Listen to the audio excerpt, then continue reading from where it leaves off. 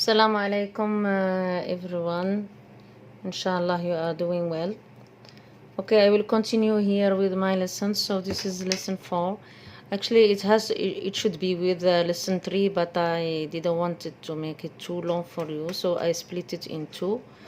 So for this lesson here we are going to talk more about the transpiration and what are the factors which control or affect the rate of transpiration. So here describe and investigate the effects of temperature, humidity and light intensity on the rate of transpiration. So the rate of transpiration. So first, what is transpiration? So transpiration is the loss of water from the leaf through stomata, okay, and of course by osmosis. So the factor which affect the rate of transpiration, you have 4 factors, which is light intensity, humidity, air movement and temperature. So we will see one by one and how does it affect it. So again, if we repeat, or maybe later. Okay, so we start with the light intensity. So during daylight, what happened? The stomata are open. So this one I already explained in the previous lesson. So therefore the transpiration will increase. So at night the stomata are closed, therefore the transpiration will decrease. So transpiration speed up when the light intensity increases, because of the stomata respond to changes in the light intensity. So why does it happen? So when you have light intensity increase, so transpiration increase. So this is number 1.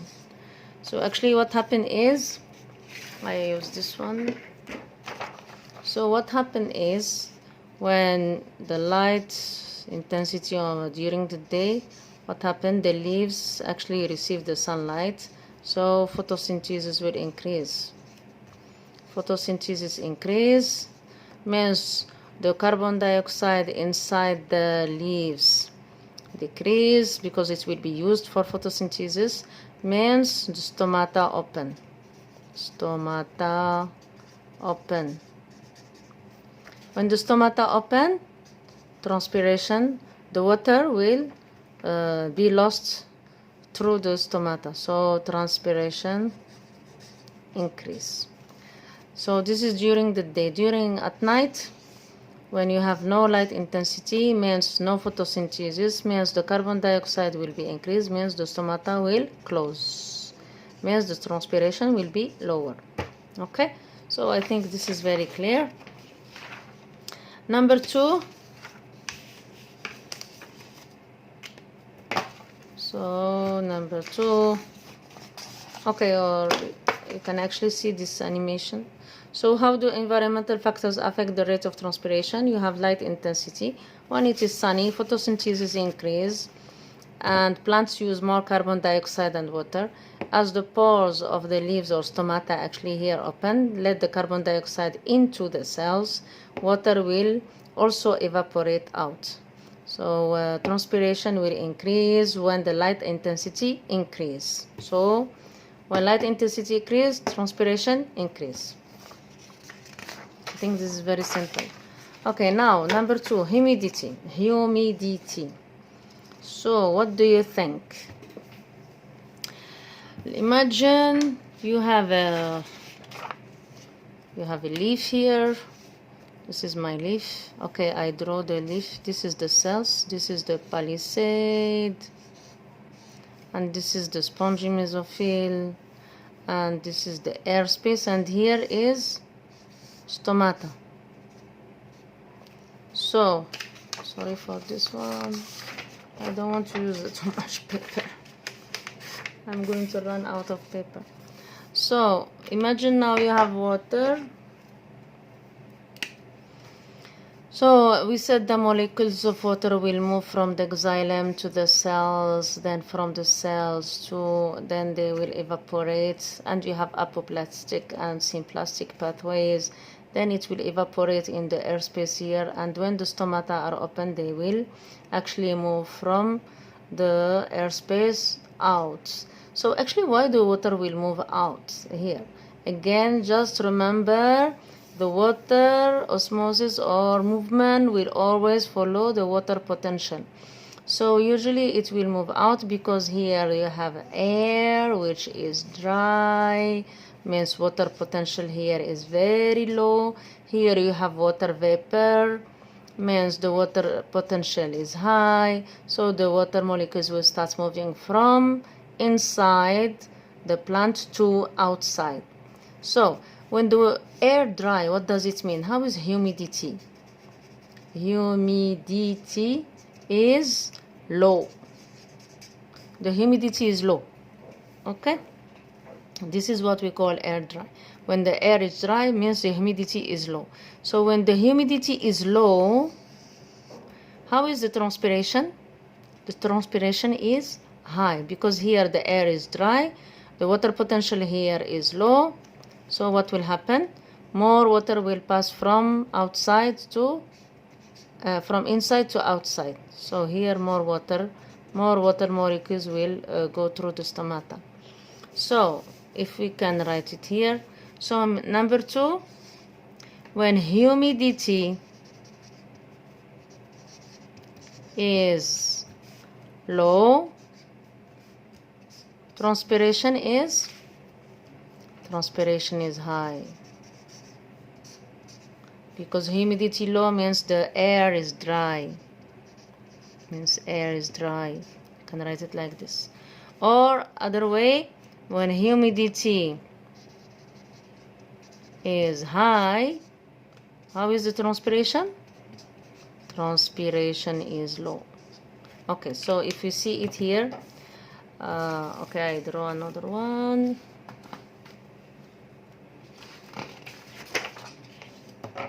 So this is my leaf, this is my spongy mesophyll, this is the airspace, and this is the epidermis with the stomata. So now if I have humidity is high, means you have too much water molecules in the air, and of course you have here the xylem. The water molecule will pass from cell to cell, then to the airspace, and you have your molecules here.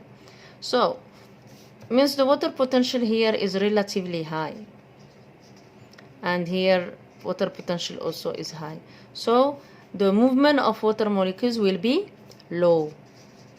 So transpiration is low. Okay, so when humidity is high, transpiration will be low.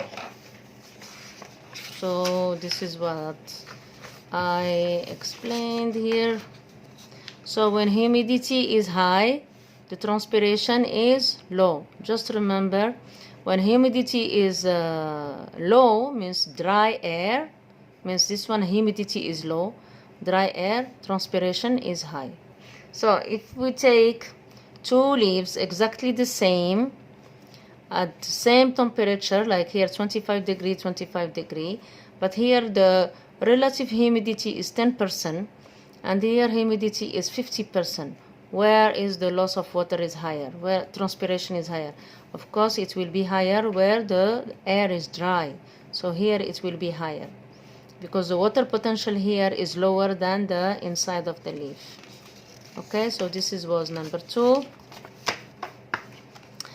Okay, so humid environment such as rainforests. When in rainforest, how is the humidity?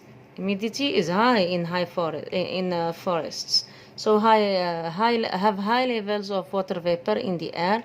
So this will actually decreases the rate of transpiration because the air is already saturated with water. Transpiration will decrease when humidity increase. Okay, so number 3, temperature. So what do you think? So I have 2 leaves, exactly the same humidity, but here the variable is actually temperature. here is 35 degrees Celsius and here 25 degrees Celsius, where the transpiration will be higher. So the transpiration will be higher actually where you have higher temperature. With the temperature increase, the transpiration increase. So when temperature increase, transpiration increase. If the temperature drop or decrease, means transpiration also will follow. So when the sun shines on the leaves, they will absorb heat. And we said earlier that the leaves, they actually will cool down by actually transpiration. So they will absorb also heat as well as light. This warms up and increases the rate of evaporation of water. So when the temperature increase,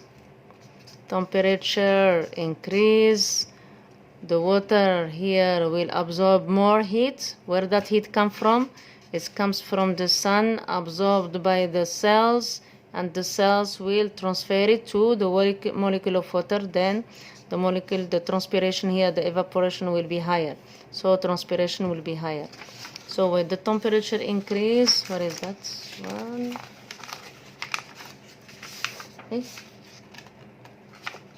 Okay, this one. So number 3, where temperature increase,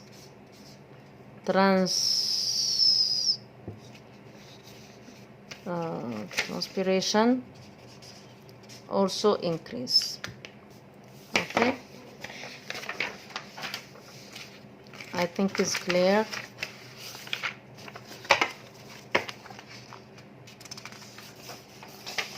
Okay, so high temperature heat the leaves and cause water to evaporate more quickly. So warm air is also able to absorb more water vapor than cool air. So this means a temperature increase will increase the rate of transpiration. So the last one is the air movement. So okay, here I want to show you this one first. So when you wash your cloth and you hang it out, so which one will dry first or faster? When you have a windy air or still air? So actually, how does it work here? When you wash your clothes, what does it have? Your clothes have actually water in it, right? So let's say this is your shirt, and you hang it out to dry. Means your shirt have molecules of water, isn't it? You have molecules of water all over your shirt when you wash it. So if the air is windy, so wind, or let's say, okay, windy. So what does it mean? Means the movement of the air is high, right? So let's say your molecules of water will move from, how is the water potential here in your shirt? How is the movement? How is the water potential?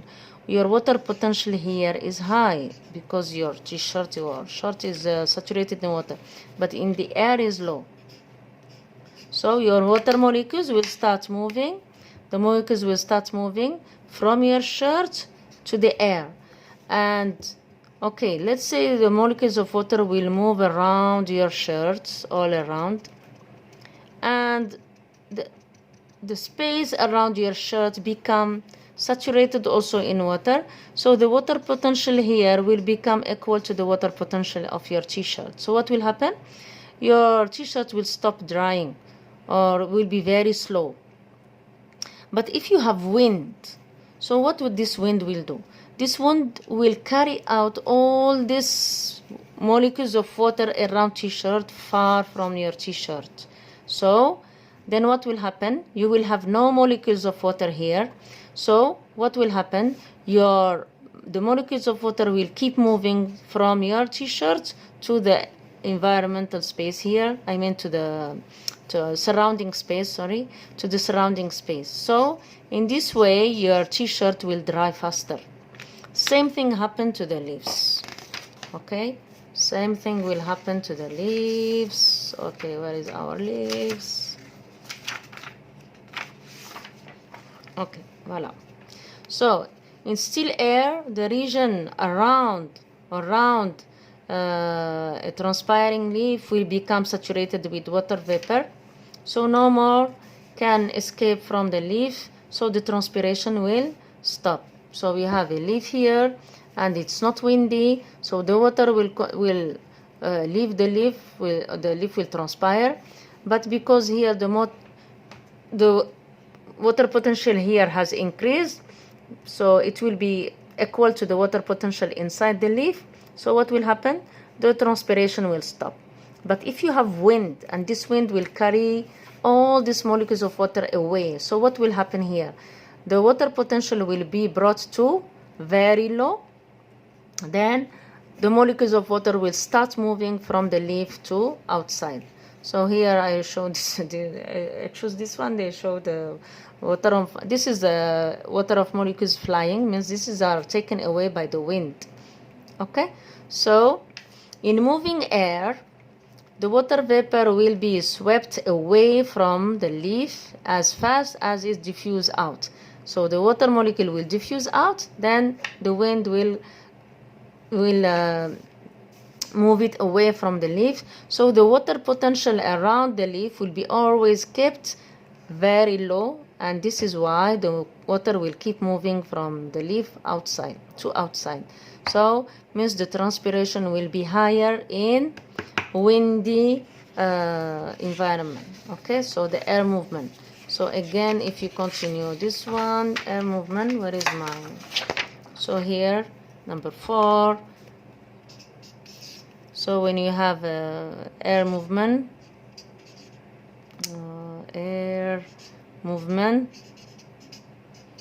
increasing, your transpiration also increase.